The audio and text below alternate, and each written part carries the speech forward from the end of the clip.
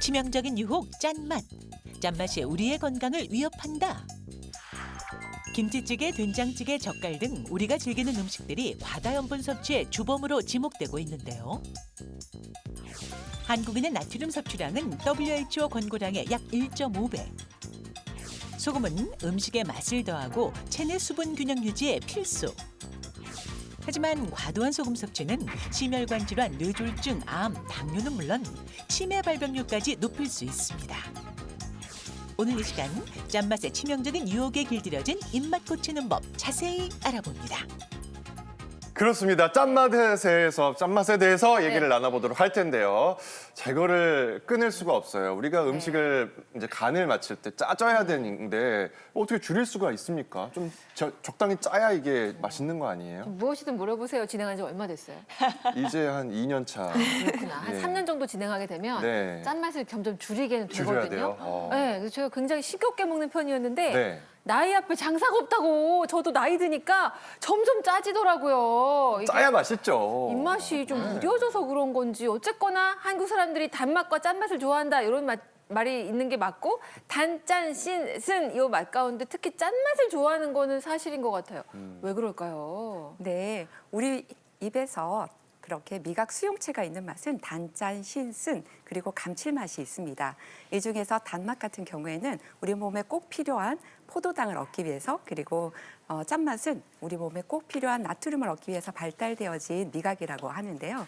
그래서 단맛과 짠맛이 우리 몸에 들어오면 뇌에서는 잘했다 칭찬하고 기분 좋은 상태로 인식하기 때문에 도파민과 같은 쾌락 호르몬을 분비하게 됩니다. 그래서 기분 좋은 상태가 되고 단맛과 짠맛이 좋아지게 되는 겁니다. 너무 다행이네요. 네. 결국에는 선생님 말대로 단맛과 짠맛은 일단 몸에서 잘했다고 칭찬으로 도파민까지 분비해준다.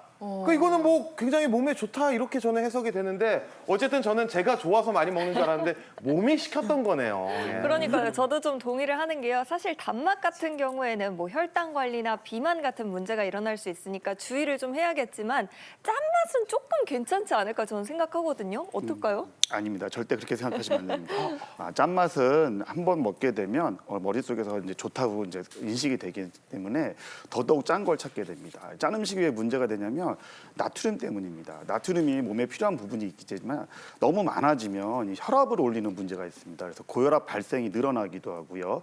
혈압 환자들이 혈압 조절이 잘 안 되게끔 하는 문제를 야기하기도 합니다.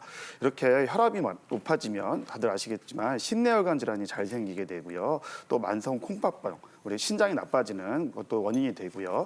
또한 이런 나트륨 같은 짠 음식들은 위벽의 손상을 잘 일으켜가지고요. 헬리코박터 같은 위암을 일으키는 이런 균들이 잘 침입하게 되고 위암의 원인인 질산염에 대한 혼합물이 잘 생성이 되기 때문에 위암 발생도 증가하게 됩니다. 근데 콩팥에도 안 좋다면서요. 그게 이제 짠 성분이 영향을 주는 거예요? 기본적으로 짠 성분보다는요. 네. 혈압 상승이 올라가는 것이 가장 큰 원인이 되겠습니다. 소금 때문에 혈압이 올라가면은 콩팥에도 안 좋을 수 있고 네. 지금 뭐 위에 안 좋다고 그러시고 심뇌혈관에 안 좋다고 하시고 거 봐요. 그 소금 좀 줄여야 된다니까. 이거 방송하면은 네. 줄여야겠다는 생각은 들어요. 생각은 들죠. 네. 머리는 줄이는데 이 마음과 배가 자꾸 요구를 하네요. 근데 곰곰이 생각해 보면 제 주변에 건강을 생각해서 저염식 하시는 분들이 꽤 계시거든요. 뭐 박주아 아나운서를 네. 비롯해서 많이 계시는데 진짜로 한국인이 이렇게 짜게 먹는 게 맞나요? 네. 요즘 좀 줄이고 있는 추세 아닌가요?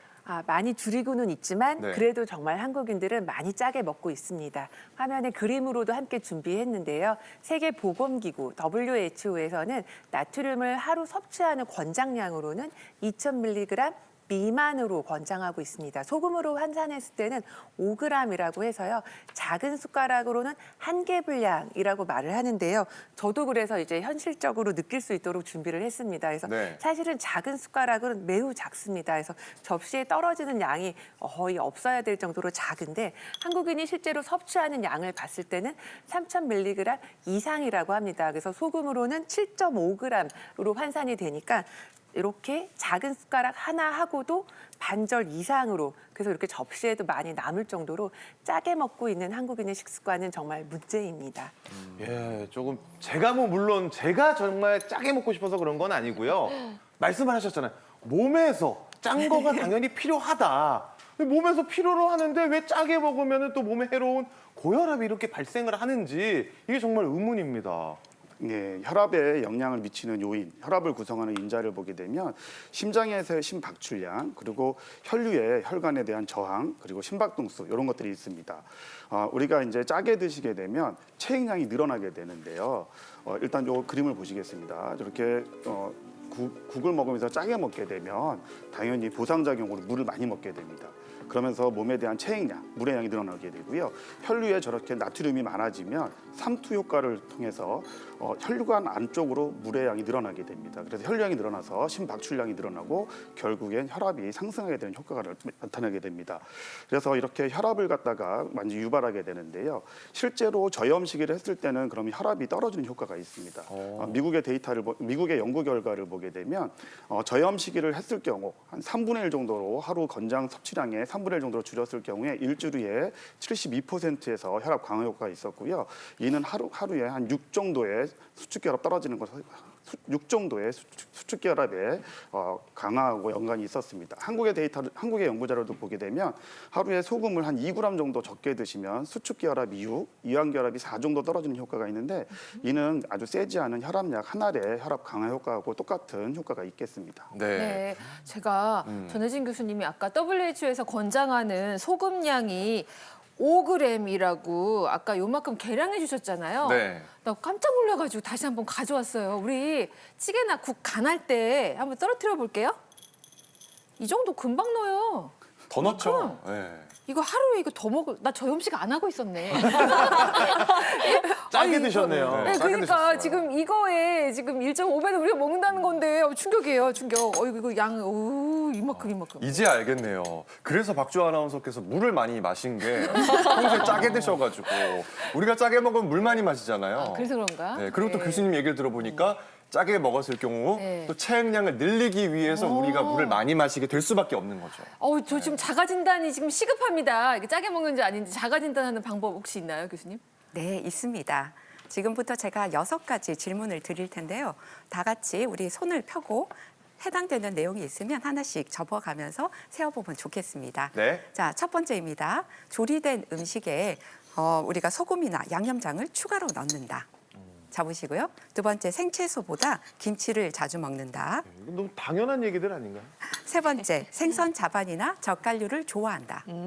네 번째, 국찌개, 라면을 먹을 때 국물을 거의 다 마신다. 다섯 번째, 인스턴트 식품과 냉동식품을 자주 먹는다. 여섯 번째, 외식을 하거나 배달시켜 먹는 일이 잦다. 네. 네. 몇 개? 지금 약간 불안한 게 4개에 해당합니다. 6개 중에 4개 이게 왠지 많은 것 같은데요. 생각보다 많네요. 네. 저는 그래도 2개였는데 네. 저도 요즘 국물을 좀 좋아하게 됐어요. 원래 국물 안 먹었었는데 국물 많이 드시더라고요. 찌개랑 국이 네. 이렇게 좋더라고요. 3개?